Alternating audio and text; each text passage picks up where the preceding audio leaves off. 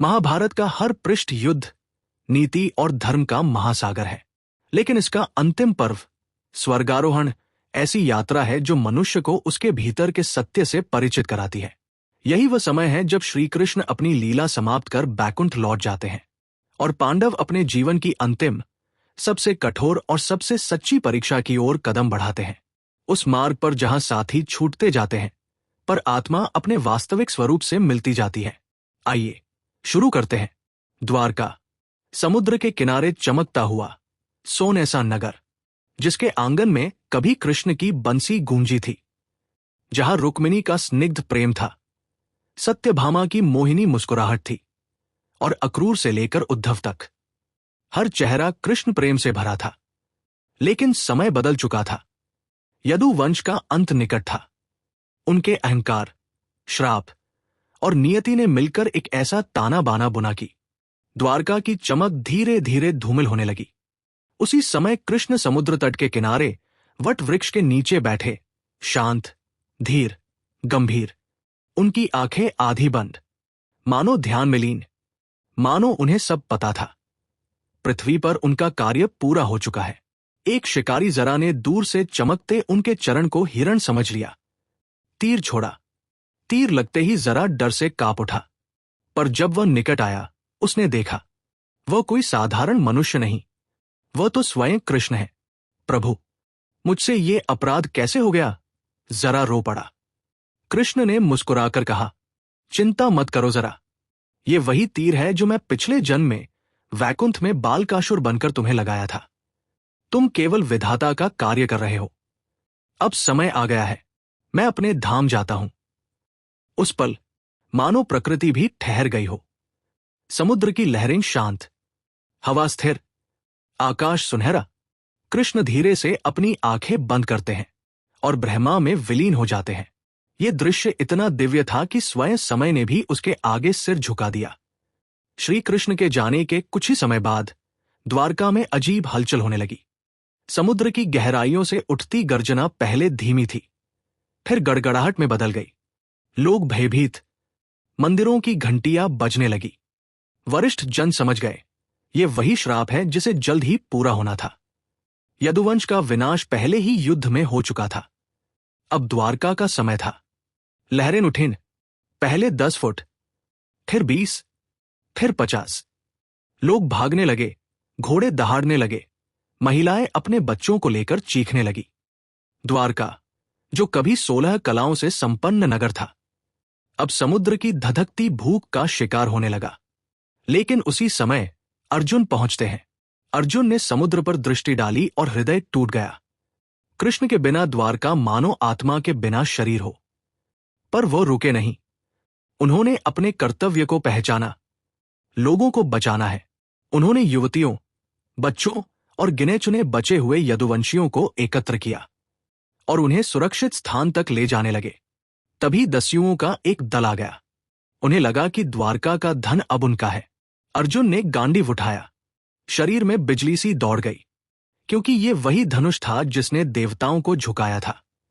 महाभारत के युद्ध का रुख बदला था। लेकिन जब उन्होंने तीर चलाया, वो सामान्य तीर की तरह गिर गया। कोई दिव्यता नहीं, कोई तेज नहीं, कोई अस्त्र नहीं। अर्जुन का चेहरा पीला पड़ गया। उन्होंने अपने मन में पुकारा, कृष्ण, कहाँ हो तुम?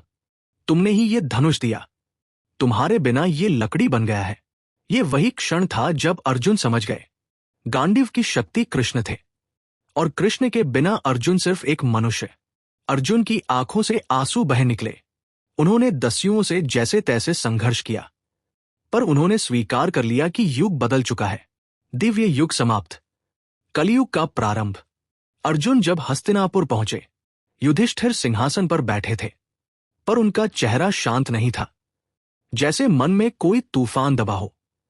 अर्जुन ने सूखे गले से कहा, भैया, कृष्ण चले गए। ये सुनकर सभा में सन्नाटा छा गया। भीम, नकुल, सहदेव सब स्तब्ध, पर युधिष्ठिर ने अपना सिर नीचे झुका लिया। उनकी आंखें भर आई, पर उन्होंने आंसू नहीं बहने दिए।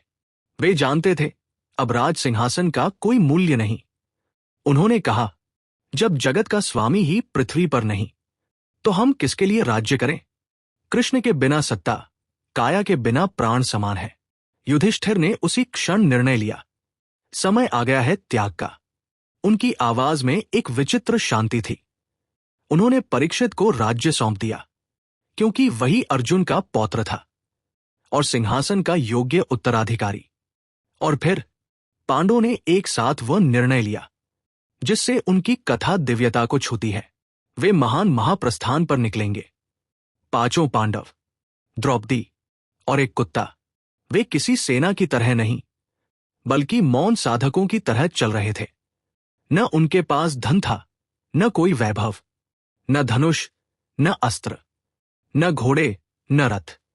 सिर्फ शरीर, सिर्फ मन, सिर्फ धर्म। ये यात्रा कोई साधारण यात्रा नहीं। ये थी मनुष्य के कर्मों की अंतिम परख। रास्ता कठिन था, कांटे थे, बर्फ थी, पवन थी, पर उनके चेहरों पर दृढ़ता थी। वे जानते थे अब ये यात्रा सिर्फ शरीर की नहीं, आत्मा की है। द्रौपदी पांडवों के साथ कदम कदम चल रही थी। उनकी चाल धीमी हो रही थी। हिमालय की ठंडी हवाएं उनके शरीर को चुभ रही थी, पर वे आगे बढ़ती रहीं। फिर एक मोड़ पर उनके कदम लड़खड़ाए। वे गिर गई। भीम घबरा कर बोले, भैया। द्रौपदी गिर गई, हम उन्हें उठाए। युधिष्ठिर ने पीछे देखे बिना कहा, नहीं भीम, ये उनका कर्मफल है। भीम बोले, पर उनका दोष क्या था? युधिष्ठिर बोले, उन्होंने हमेशा अर्जुन को सबसे अधिक चाहा। 5 पतियों में मन का पक्षपात, ये अधर्म है। यही कारण है कि उनका शरीर आगे नहीं बढ़ सका। ये सुनकर भीम चुप हो गए। वे जानते थे ये न्याय कठोर है, पर यही सत्य है। कुछ आगे चलकर सहदेव के कदम धीमे हो गए। वो विद्वान थे, बुद्धिमान थे, शांत थे, पर अचानक वे जमीन पर गिर पड़े। भीम फिर चौंके, भैया, सहदेव क्यों गिरे? युधिष्ठिर बोले, सहदेव का दोष। उन्हें अपने ज्ञान पर गर्व था। वो सोचते थे कि उनसे बड़ा ज्ञानी कोई नहीं। युधिष्ठिर आगे बढ़ते रहे, क्योंकि यह यात्रा पीछे मुड़ने वालों के लिए नहीं।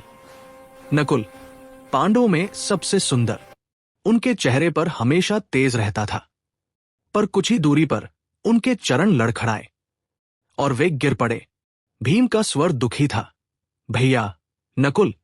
युधिष्ठिर बोले, उनका दोष, उनका सौंदर्य अहंकार। प्रकृति किसी के गर्व को स्वीकार नहीं करती।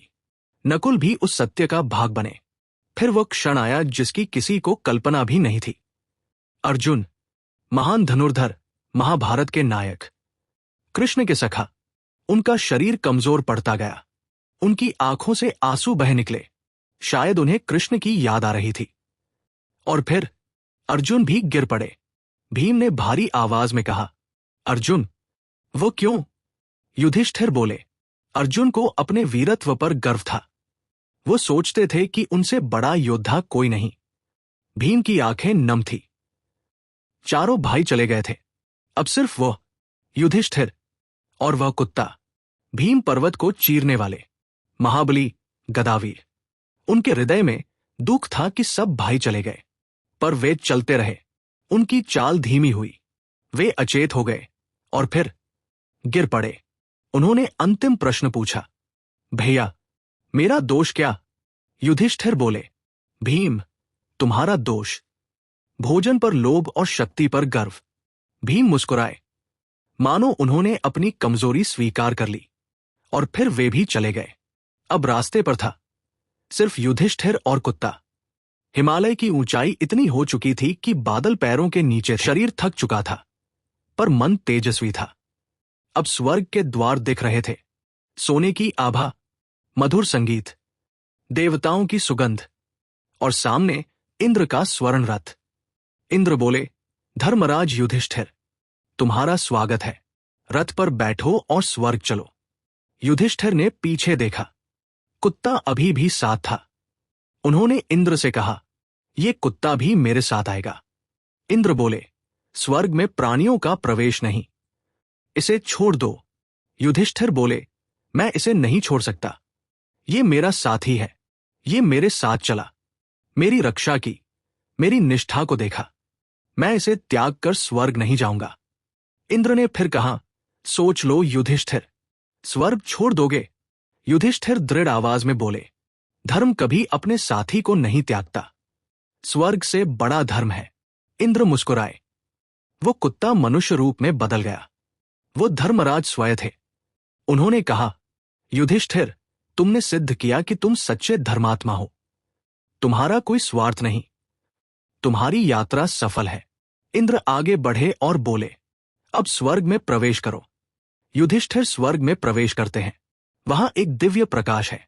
देवता खड़े हैं, गंधर्व संगीत बजा रहे हैं, और दूर अर्जुन, भीम, नकुल, सहदेव, द्रौपदी सभी दिव्य स्वरूप में खड़े हैं, और उनके बीच श्री कृष्ण। कृष्ण मुस्कुराते हैं, युधिष्ठिर, तुम्हारी यात्रा सत्य थी। तुम्हारा हृदय धर्म था, और तुम्हारा अंत मोक्ष है। युधिष्ठिर आंसुओं से भीगे कृष्ण के चरणों में गिर पड़ते हैं। वो क्षण मानो आत्मा के भीतर प्रकाश भर देता है, और इसी के साथ पांडवों की महान यात्रा पूर्ण होती है। पांडवों की ये कथा सिर्फ अंत की कहानी नहीं, ये सिखाती है सत्ता स्थायी नहीं, बल्कि क्षणिक है। सौंदर्य मिट जाता है, ज्ञान भी यदि अहंकार बने तो भार बन जाता है, पर धर्म, सत्य, निष्ठा, त्याग, ये मनुष्य को अमर बना देते हैं।